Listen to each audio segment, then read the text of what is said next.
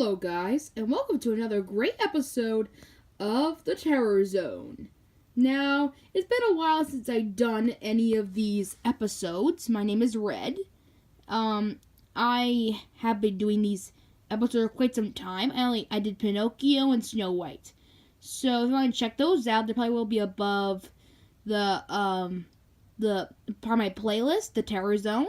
You guys can go check those out. This one, sorry it took this a while, but we were trying to find the right story to do this one. So, this one was very hard to find, so forgive me for that. So, today we're going to do The Sorcerer's Apprentice.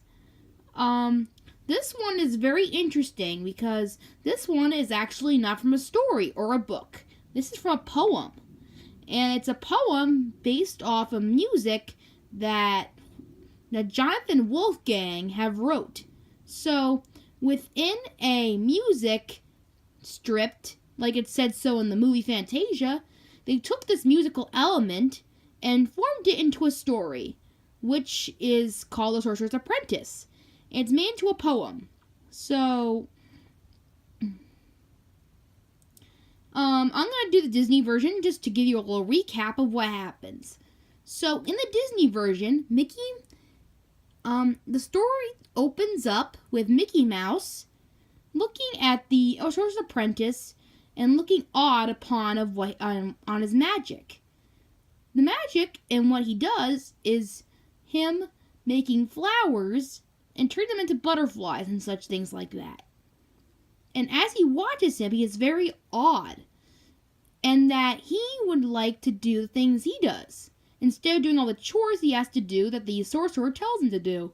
Like in the movie, he has to do these chores, like he has to bring a bucket of water and take it. Basically, he takes a bucket of water and then like throws it into this well or whatever. I'm not really sure how it works, but it's something like that. So that's like his chores. He does it every day, and that he's tired of it. So when the sorcerer leaves to go to bed, after he's done with all his magic, he puts his hat down and places it on the table, and he just goes right to bed. Kind of a stupid movie, you would think, because right after he leaves, the sorcerer leaves, Mickey just goes and takes the hat. So adored by what he does with it, he takes the hat and tries to do magic of his own. And specifically, what he does is that he makes a broom come to life, makes him do all the chores for him. He makes him do all the water bucket chore that he has to do with the water in the bucket and take it back and forth. So he makes the broom do all the work. And as as the broom keeps doing it, Mickey falls asleep in the process. And as he falls asleep, he dreams about how he become a great sorcerer by moving the weather, like the water, the wind, the sky, the stars. This whole scene is very magical and very this is the very how I put it, very iconic scene. So I would recommend you go check it out yourself. It's a really awesome segment, really awesome part of the whole segment of this cartoon. So it's a really awesome treat that you get to see that. So this whole segment leads up to Mickey waking up from the dream with water all around him.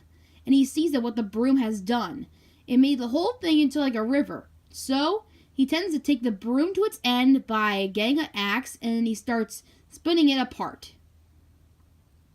And then, after that happens, the broom starts multiplying to many different brooms.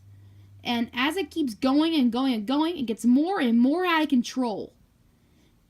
And way out of control. And Mickey tries to find a way to stop this from happening by looking in the sorcerer's book, which had nothing in it. He doesn't know how to stop the brooms from doing it, so he tries to look for it and stuff, but he can't find anything. And then eventually, at the best time ever, the sorcerer comes in, and he stops it from stop it from happening. Of course, the sorcerer is mad at Mickey for what he done, and so he does. He puts him to work with the chores once again. And that's the end of The Sorcerer's Apprentice. To review it for you a little bit. Now here is the old version, and I hope you guys like it too.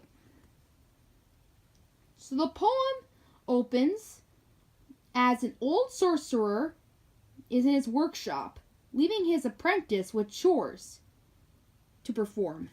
Now, unlike the Disney version where he does just one chore and that's it, this one does a million different chores. So the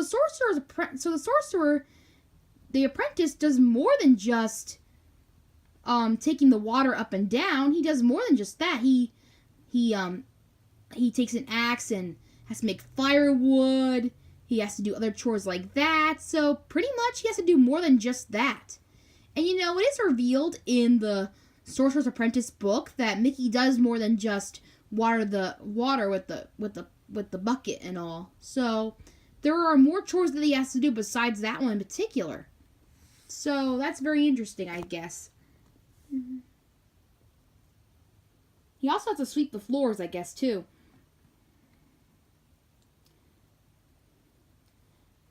One of his chores was fetching water by pail, which is also referred in the poem as well.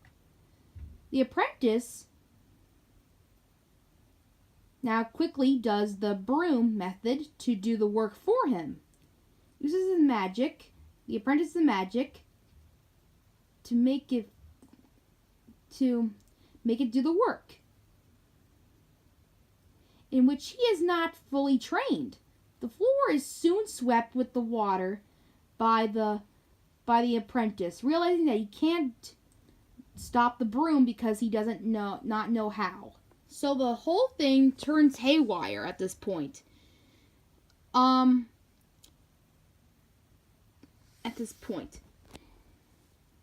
apprentice splits the broom in two with an axe, but each of the pieces becomes a whole new broom that takes up a pail and becomes fetching water now twice the speed. When all seems lost, the old sorcerer returns and quickly breaks the spell. The poem finishes with the old sorcerer's statement that powerful spirits should only be called by the master himself. So that's the story right there. So what happened is that when the apprentice took the axe, the broom, instead of multiplying like it did in the Disney version, it became a more bigger broom and made more water and the more speed. And at the end, the sorcerer tells the moral of the story, which is you gotta put more effort into your work and learn instead of like doing it all in one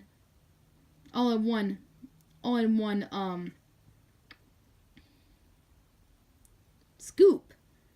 What I mean to say is the apprentice needed to do a whole lot of work in order for him to become the apprentice that he sees that he sees the sorcerer in. So in a way, he's teaching him that he needs to be stronger in order to get to where he needs to be. So in a way, he needs to do the chores in order to get to the learning part of the area. So I guess what he needs to learn is very important. So in a way, he learns that his job is very important, and that's the moral of the story, I guess. And I hope that you guys enjoyed this story. So what do you guys think? I thought this story was very similar to the Disney version, really. If you look really good at it, the only thing that there were only a few changes, and that was the broom and the little thing in the beginning where the apprentice has more chores to do aside from the pail, the water in the bucket, of course. So that's very interesting. So tell me what you guys think, and tell me what I should cover next if you guys want to see more. And I'll see you next time on the Terror Zone.